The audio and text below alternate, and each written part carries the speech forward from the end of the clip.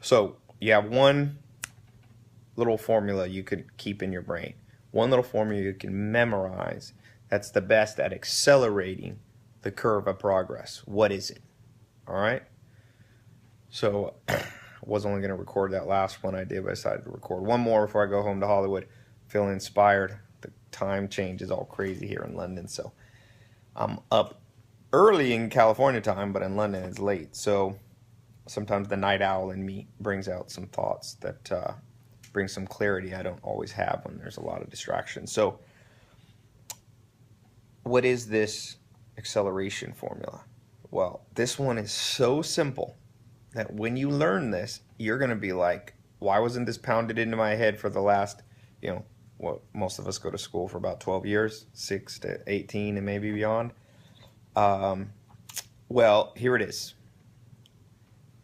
Double down on whatever works. Now, when I first say that to people, they're like, oh, I already know that, Ty. No, no, no, no, no. When you meet somebody that knows this, they won't have to tell you because you'll be reading about them in books and magazines and Fortune magazine and, autobiographies about them. The people who do big things. If you want to do big things, you must become the master of the simplest yet hardest to actually do.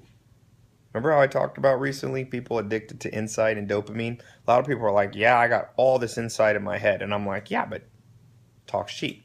What have you done? What have you done? Now, egocentrically, people say, well, I love me for me. Okay. That's egocentricity.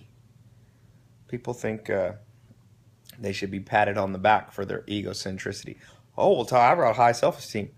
Oh, what about the other billions of people who have gone before you? Do you care about them? No, because each of them were egocentric and we fall all into our little egocentric slots.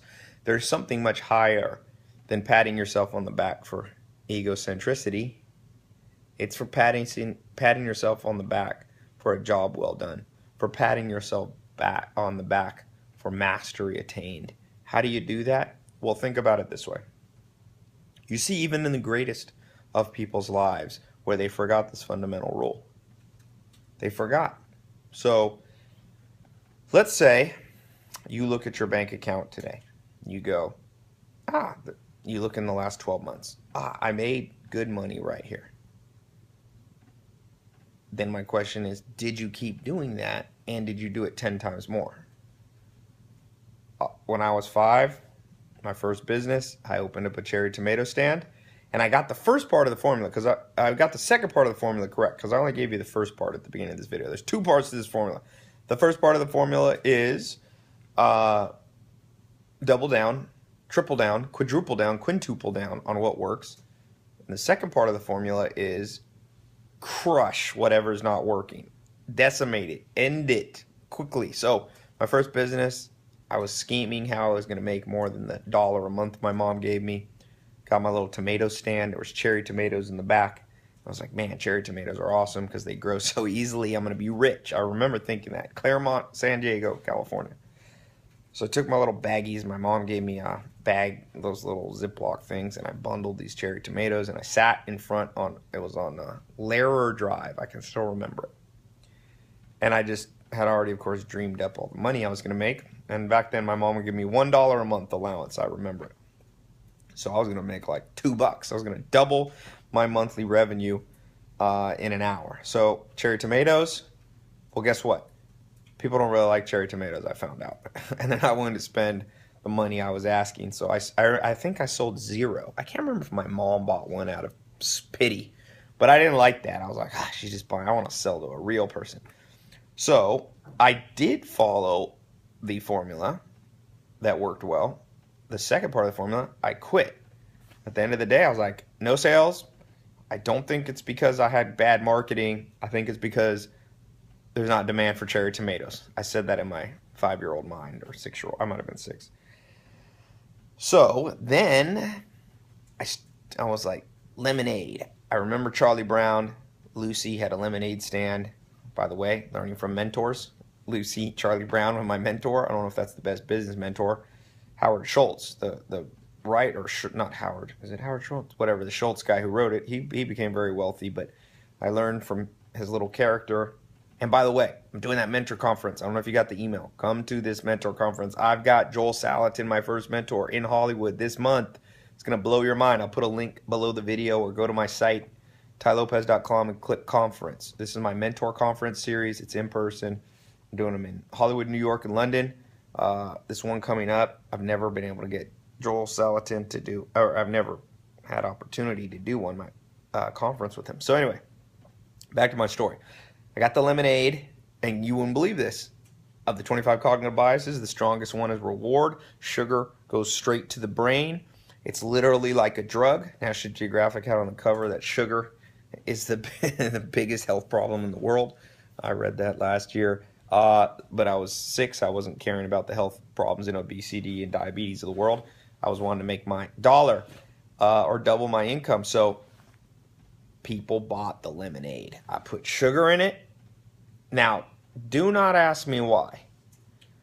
Because I guess I hadn't watched this video. I hadn't learned the hard way. I never sold lemonade again. I guess it's like that Adam Carolla, I've been talking about moral satiation, where we see poverty in the world and we just like post on our Facebook one time and then we're like, see, I'm doing good for the world. Or we like tell people, oh, those rich people are exploiting the poor. And we think just because we say the rich people are exploiting the poor that we somehow help rectify the situation. No. If you think the rich people are bad, then you sell all your goods and send them to Africa or Asia or to downtown in your inner city. Don't tell me your story. I see these celebrities now in Hollywood getting up lamenting capitalism. I'm like, hey, buddy, well, why don't you stop being a capitalist? Just give all your money away. Buddha did it. Jesus Christ did it. Gandhi did it. So anyway, I forgot to do the lemonade store again the next day. And what I should have done is gotten 2 lemonade stores. Got my friend to do one, say I'll provide the lemonade, and I'll take 10%, you get 90%. But no, I was like most humans. And I'm telling you now, I deal at the highest levels of business with the most successful people that you can possibly fathom, and they forget this. Michael Jordan forgot that he won one basketball championship, another, and then he decides, I'm going to go play baseball. Well, that's not doubling down. That's thinking you have unlimited life. You don't. Now, he was lucky to pull it around, but I'm pretty sure, he wouldn't admit this, but I'm pretty sure Michael Jordan wouldn't do it again if he could. Now, a lot of us say, but then he wouldn't learn the lessons he learned. I call BS on that. You can learn the lessons of not putting your hand in the fire without putting them. You don't have to put them in the fire. I do not have to learn the hard way to look both ways across the street. I have a brain. Every one of us have a brain that can simulate the future. Get that I need to make mistake mentality away and double down on what works. I guarantee you, even in the least successful person's life today, something's working right now. Maybe you're reading a book now. Someone wrote me they lost 100 pounds. My advice to them is whatever you did, hopefully it was a healthy way to lose 100 pounds. They're in the 67 Steps program. I'm like, I lost 100 pounds. I'm like, don't stop doing it. Over and over. Remind yourself. Double down. Do more of what's working and cut out what's not. More, more, more, more. If you get your boyfriend, girlfriend, husband, or wife roses once a year and they're so elated, get them twice a year. And if that still works, then get them 4 times a year. Keep doubling it. Now, eventually you could reach a point of marginal reaction where they're like, I don't want flowers every 5 minutes. There is a point, and the good news is it'll be obvious. But most of us quit well before the curve would have dropped off in the reaction. So remember that. Marginal reaction, double down on what works, cut what's not. Sell more lemonade if lemonade makes you money. Okay?